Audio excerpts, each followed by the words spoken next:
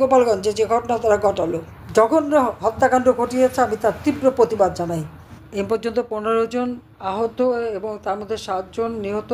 অবশ্য আবার কেউ বলছে 13 জন নিহত। সঠিক তথ্যটা এখনও আমরা পাচ্ছি, তবে 7 জন নিহত হওয়ার কথা শোনা যাচ্ছে, যেই ছাত্রদের হত্যা করেছে। যে সমস্ত ছাত্ররা হত্যা করেছে তাদের আত্মার শান্তি এবং মাগফিরাত কামনা করি। পরিবারের প্রতি আমার সহমর্মিতা জানাই, আর যারা আহত হয়েছে তাদের চিকিৎসা এবং দ্রুত আরোগ্য লাভ করুক চাই। কিন্তু এখনও সে অত্যাচার চলছে, নির্যাতন চলছে। বঙ্গবন্ধু দেশ স্বাধীন না করলে আজকে কোনো জায়গা থাকতো না। এই সেনাবাহিনী তো বঙ্গবন্ধুর হাতে গড়া, আর আমি আসার পরে সেনাবাহিনীর উন্নতি করেছি। তারা দুপুরে ভাত পেত না, রুটি খেতে হতো, রুটি আর ডাল। আমি সরকারে আসার পর 96 সালে তাদের ভাতের ব্যবস্থা করে দিই, মাছ মাংসের ব্যবস্থা করে দিই, তাদের চাকরির তাদের বেতন বৃদ্ধি করা, সকলের বেতন আমি বৃদ্ধি করি।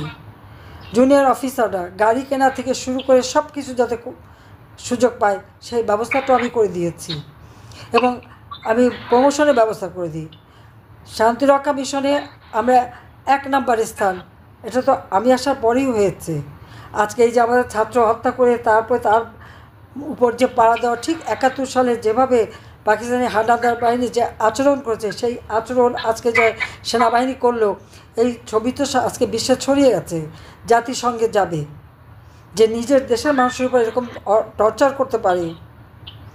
জাতিসংঘ শান্তি রক্ষায় এরা কি নেবে? আর নিজের সর্বনাশ তো তারা নিজেরাই করে যাচ্ছে, এটাই তো দুর্ভাগ্যের।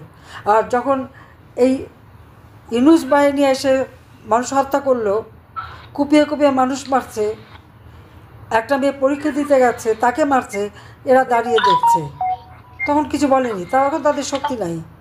বঙ্গবন্ধু ভবন যখন ভাঙছে তারা দাঁড়িয়ে আছে, আর্মিকে ভুয়া ভুয়া করে গালি দিচ্ছে। আর হাসনাত তো একেবারে হাসনাত না ওয়াকার স্লোগানই দিয়ে দিল, এতে তাদের আত্মসম্মানে লাগে না। আর গোপালগঞ্জে যে ছাত্র হত্যা করে, সবথেকে বেশি উন্নয়ন তো আমি করে দিয়েছি। আজকে সাংবাদিকদের জন্য যত রকমের সহযোগিতা আমি সরকারি থাকতে করেছি, কিন্তু যারা বেসরকারি চাকরি করে সেখানে তো আমাদের খুব বেশি এটা করার থাকে না। তারপরেও বেসরকারি পত্রপত্রিকা যাতে চলতে পারে তার জন্য যা যা করার আমি তো দিয়েছি সেটা। তা আমি এই হত্যাকাণ্ডের তীব্র প্রতিবাদ জানাই, এবং সারা দেশের মানুষকে আমি প্রতিবাদ করবার জন্য এবং প্রতিরোধ গড়ে তোলার জন্য আমি আহ্বান জানাচ্ছি। কেউ এখন আর ঘরে বসে থাকার সময় নেই, সবাইকেই যে যা আছে তাই নিয়ে এখন পথে নামতে হবে এবং এই দুঃশাসনের হাত থেকে দেশকে মুক্ত করতে হবে।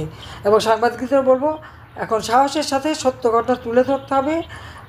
আমরা যেটা চাই যে এদেশের মানুষ যেন নিরাপদে থাকতে পারে, কারণ সাংবাদিকতা, সংবাদপত্র হচ্ছে সমাজের দর্পণ, সেখান থেকে তো সব কিছু জানা যায়।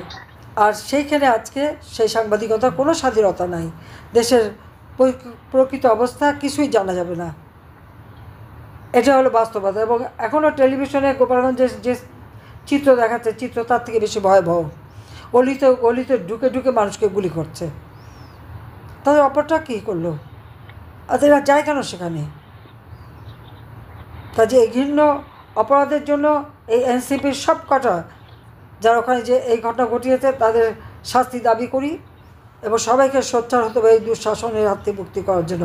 মনে রাখতে হবে, এই যা কিছু ওই ইউনূসের মেটিকুলাসলি ডিজাইনের মাধ্যমে করা হয়। আর সারা বাংলাদেশকে আমি আহ্বান করব, এবং যারা বিদেশেও আছেন সবাইকে বলবো, এই অন্যায় ঘটনার প্রতিবাদ করুন। এই জঙ্গি ইউনূসের হাত থেকে দেশকে রক্ষা করুন, দেশের মানুষকে রক্ষা করুন, নারীদের রক্ষা করুন, শিশুদের রক্ষা করুন। আজকে এখানে বিদায় নিচ্ছি। খোদা হাফেজ। জয় বাংলা, জয় বঙ্গবন্ধু, বাংলাদেশ জয় হোক।